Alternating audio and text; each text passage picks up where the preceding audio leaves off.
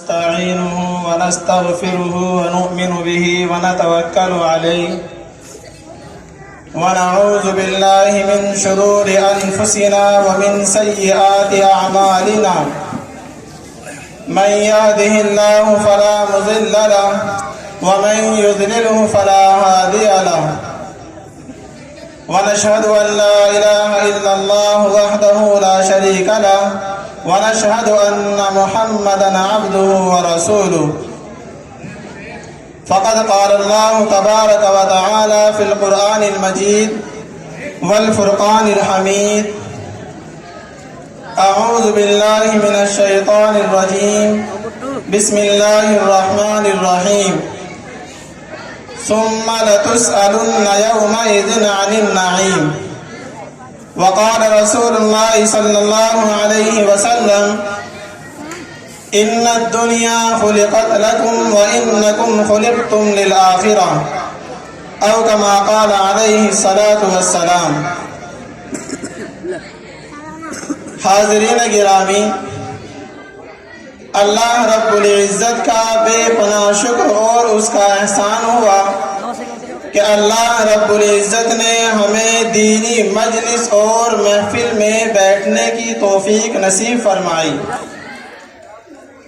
اور اللہ رب العزت کا یہ بھی شکر اور اس کا احسان ہے کہ اللہ رب العزت نے ہمارے درمیان علماء کرام کو بھیج کر ان کی نصیحتیں سننے کی توفیق بخشی۔ یہ اللہ کا فضل اور اس کا احسان ہے۔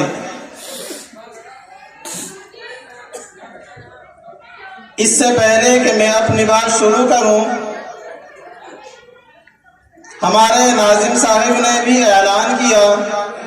کہ ہمارے گاؤں کا اجلاس اور یہ کرسیاں، یہ انتظام،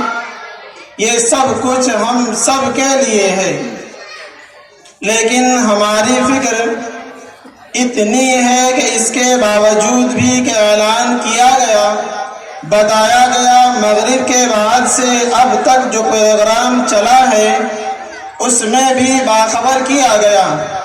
لیکن ہماری جرأت اور ہمارا استقلال اور ہماری گویا کہ چستی کہیں اتنی ہے کہ اب بھی ہم اپنے گھروں میں، اپنے بستروں پر، اپنے راستوں کے چوراہوں پر کھڑے ہو کر بہت سی باتیں کر لیتے ہیں، لیکن ہم دینی محفل میں بیٹھنا گوارا نہیں کرتے۔ اس لیے میری آواز جہاں تک پہنچ رہی ہو، اگر وہ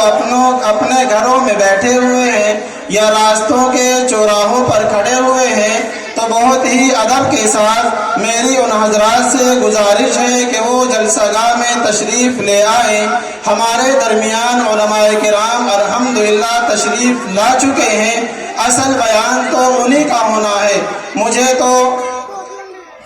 تھوڑی دیر آپ کے درمیان بات کرنے کے لیے اور حضرت محتمم صاحب کے حکم سے الامر فوق الغضب کے تحت آپ کے درمیان حاضر ہو گیا ہوں۔ اس لیے سبھی حضرات سے میری گزارش ہے کہ وہ جلسہ گاہ میں تشریف لے آئیں۔ ہم دیکھتے ہیں کہ دنیا میں اگر ایک انسان دوسرے انسان پر احسان کرے، اور وہ احسان یہ کہ مثلاً کوئی شخص بیمار ہو جائے اور وہ اسے دوا کے اعتبار سے، پیسوں کے اعتبار سے، یا اسے اٹھا کر جہاں مرض کی دوائی ملتی ہے وہاں تک لے جائے تو انسان اس کا احسان مند ہو جاتا ہے،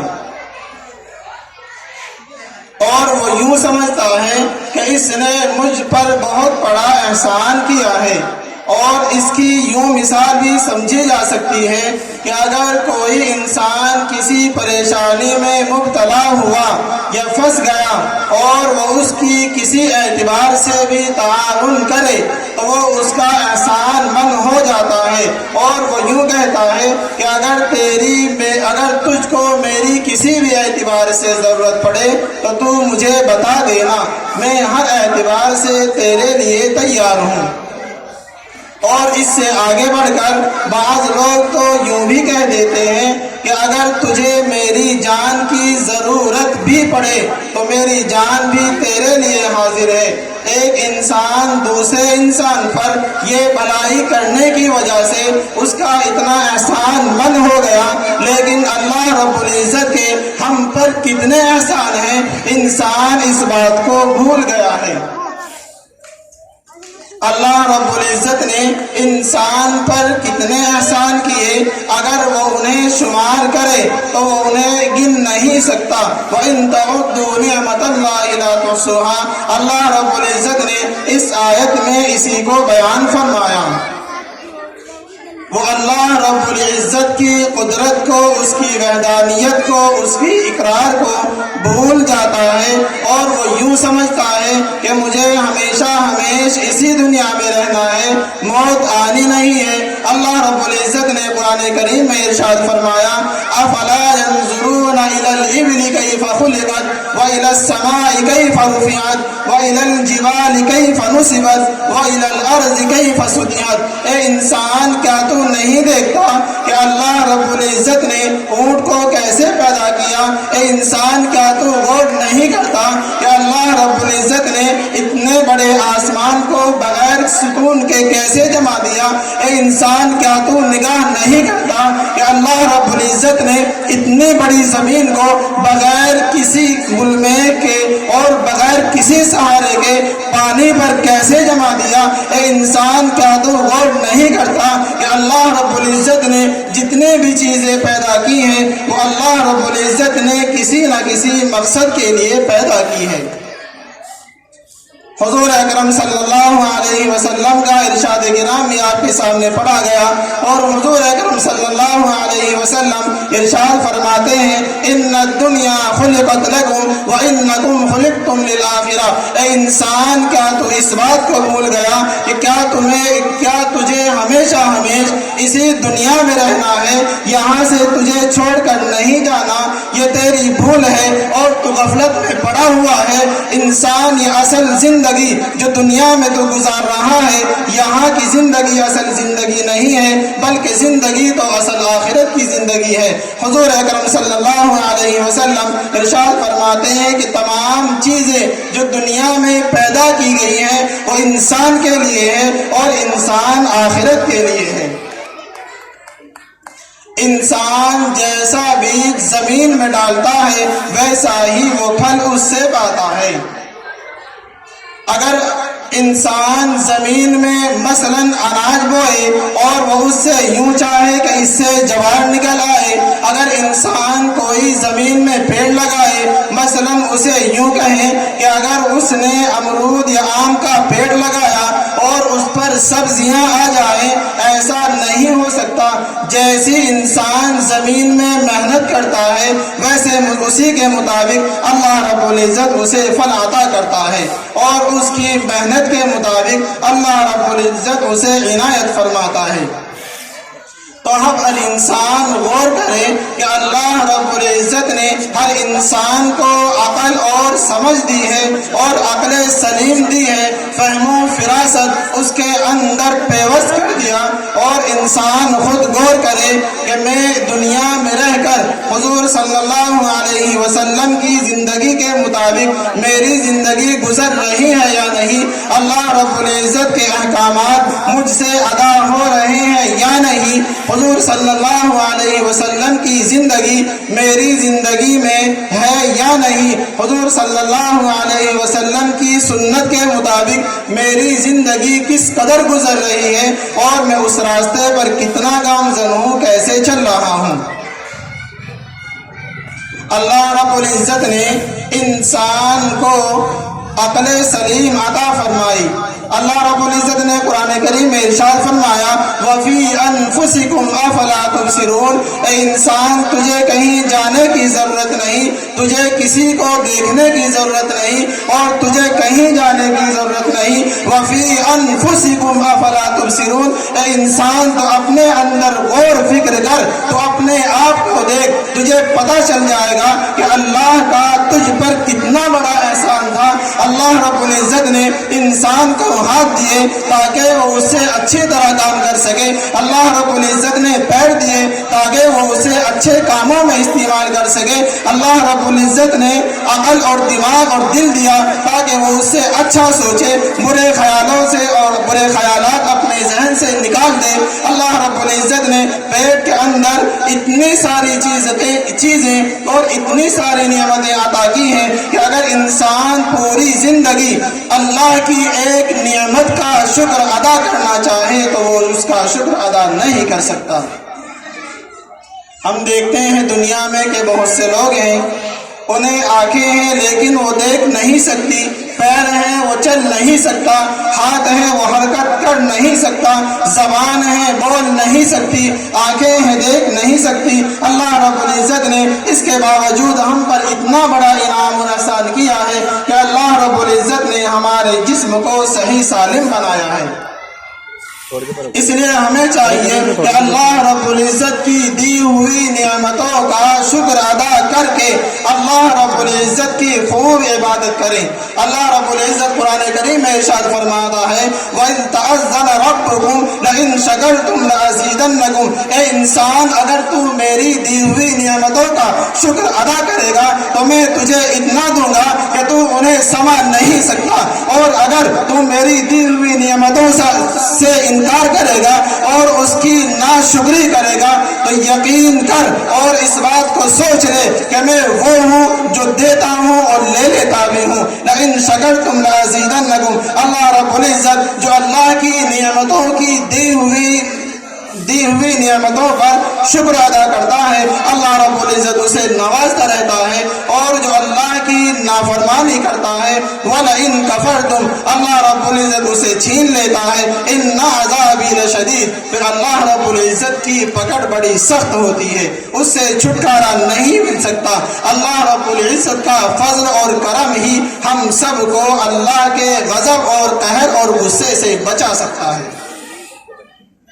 تو انسان غور کرے کہ اللہ رب العزت نے ہمارے لیے کتنی ساری نعمتوں کا انتظام کیا۔ ہم صبح سے لے کر شام تک، شام سے لے کر صبح تک، رات سے لے کر دن تک اور دن سے لے کر رات تک اللہ رب العزت کی کتنی ساری نعمتوں سے فائدہ اٹھاتے ہیں، اور اللہ رب العزت کی دی ہوئی نعمتوں کو ہم اپنے اوپر اترتا ہوا دیکھ رہے ہیں۔ اب غور کرے کہ اللہ رب العزت کی ان نعمتوں کا ہم سے حق ادا ہو رہا ہے یا نہیں۔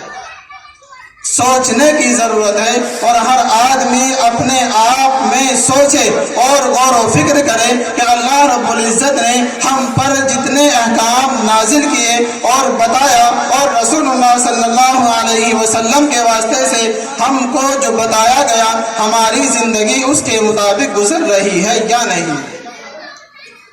ایک واقعہ بتا کر بات ختم کروں۔ حضرت موسیٰ علیہ نبینا علیہ السلام ایک جلیل القدر صحابی اور پیغمبر گزرے ہیں،